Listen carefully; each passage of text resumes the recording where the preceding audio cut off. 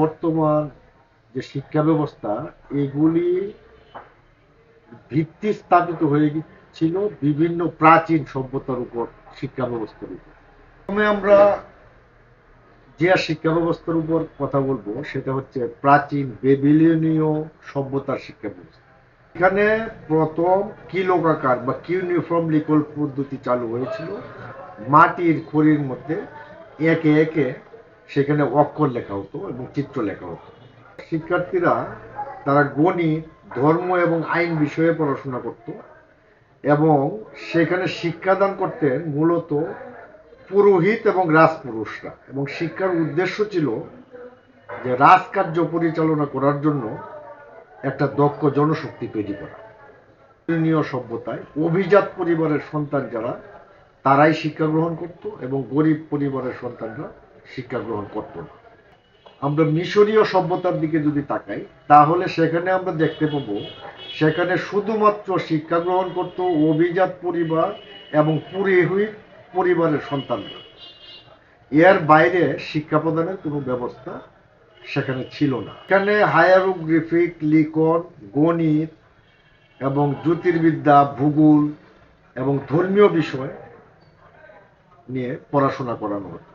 শিক্ষার মূল উদ্দেশ্য ছিল ধর্মীয় প্রতিষ্ঠান এবং সরকারি যে দপ্তরগুলি আছে সেখানে কাজের জন্য দক্ষ একটা জনশক্তি তৈরি করা।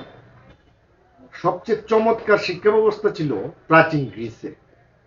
গ্রিসে দুই ধরনের শিক্ষা ব্যবস্থা প্রচলিত ছিল, একটি হচ্ছে আনুষ্ঠানিক আর একটি হচ্ছে অনানুষ্ঠানিক। আনুষ্ঠানিক শিক্ষায় গণিত, সঙ্গীত, জিমন্যাস্টিক, পাশাপাশি দর্শন এবং রাষ্ট্রবিজ্ঞান এই বিষয়গুলি পড়াশোনা করানো হতো। অনানুষ্ঠানিক শিক্ষাটি ছিল হলো সক্রেটিসের পদ্ধতি। তিনি একটি তর্ক সৃষ্টি করতেন সমাজে এবং ছেলেপুলেদের মধ্যে, এবং সেই তর্কের মাধ্যমে বিভিন্ন ধরনের শিক্ষা দিতেন। সক্রেটিসের যে এই পদ্ধতি, এইটাই মানে আধুনিক গ্রিসের শিক্ষা পদ্ধতির একটা ভিত্তি স্থাপন করেছিল, যে ভিত্তিটা পরবর্তীতে বর্তমানে সারা বিশ্বের শিক্ষা পদ্ধতির একটা আদর্শিক ভিত্তি হয়ে দাঁড়িয়েছে। ঠিক সভ্যতায় যদি আমরা যাই তাহলে দেখতে পারবো সেখানে শিক্ষা ব্যবস্থাটা রাজ পরিবার এবং অভিজাত শ্রেণীর মধ্যে সীমাবদ্ধ।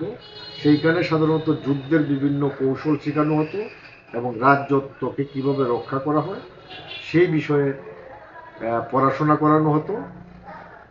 এবং সেখানে যে বিষয়টা গুরুত্বপূর্ণ সেটা ছিল প্রথম পরীক্ষা পদ্ধতির যে আবিষ্কার, সেটা এই চৈনিক সভ্যতাই ঘটেছিল। ভারতীয় যে শিক্ষা পদ্ধতি সেটা ছিল গুরুকুল, ছিল এটার প্রধান কেন্দ্র। গুরুকুল প্রথা ছিল একটি আবাসিক শিক্ষা ব্যবস্থা। সেখানে শিক্ষার্থীরা গুরুর কাজকর্ম করে দিত, পারিবারিক, সাংসারিক, ব্যক্তিগত যাবতীয় কাজকর্ম দিয়ে গুরুর সাথেই তারা বাস করত এবং বাস করে সেখান থেকে তারা শিক্ষা লাভ করত। এখন আসেন যে আরবের শিক্ষা ব্যবস্থা কিরকম ছিল। আরবে মূলত কোনো শিক্ষা ব্যবস্থাই ছিল না প্রাক ইসলামী যুগে। সেখানে ধরনের প্রতিযোগিতা অনুষ্ঠিত হইত এবং বিভিন্ন সঙ্গীত, কাব্যচর্চা এগুলি স্বতঃস্ফূর্তভাবে অনুষ্ঠিত হইত, কিন্তু আনুষ্ঠানিক কোনো শিক্ষা ব্যবস্থা আরবে ছিল না, কারণ সেখানকার জাতিগোষ্ঠী ছিল যাযাবর। আরবে সর্বপ্রথম শিক্ষা ব্যবস্থা চালু করেন ইসলামের যে নবী হযরত মুহাম্মদ সাল্লাল্লাহু আলাইহি ওয়াসাল্লাম।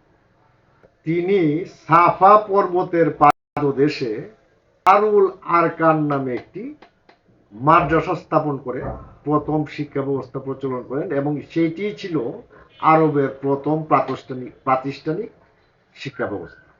এটি শিক্ষা ব্যবস্থার মধ্যে আমরা কিছু কমন বিষয় লক্ষ্য করি। সেখানে ব্যবহারিক শিক্ষা এবং আধ্যাত্মিক শিক্ষা, সামরিক বিদ্যা এবং রাজকার্য পরিচালনা, এই বিষয়গুলি প্রতিটি শিক্ষার মধ্যেই ছিল। উচ্চারণের ফলে এই যে সভ্যতাগুলি, প্রত্যেকটি সভ্যতার শিক্ষা ব্যবস্থা একত্রিত হয়ে আমাদের যে আধুনিক শিক্ষা ব্যবস্থা তৈরি হয়েছে। প্রাচীন বেবিলনে ছিল হইল শিক্ষানবিশ প্রথা, সেখান থেকে আমরা শিক্ষানবিশ প্রথা নিয়েছি। প্রাচীন গ্রিস থেকে সক্রেটিসের আলোচনা পদ্ধতি আমরা নিয়েছি। তারপরে চীন থেকে আমরা নিয়েছি পরীক্ষার পদ্ধতি, তারপরে ইসলাম পরবর্তী যুগে যে প্রাতিষ্ঠানিকভাবে যে শিক্ষা ব্যবস্থা আরবে পরিচালিত হয়েছিল সেখান থেকে আমরা একটা প্রাতিষ্ঠানিক শিক্ষা ব্যবস্থার ধ্যান ধারণা পেয়েছি। সুতরাং সবগুলি মিলিয়ে বর্তমান বিশ্ব শিক্ষা ব্যবস্থা বিকশিত হচ্ছে।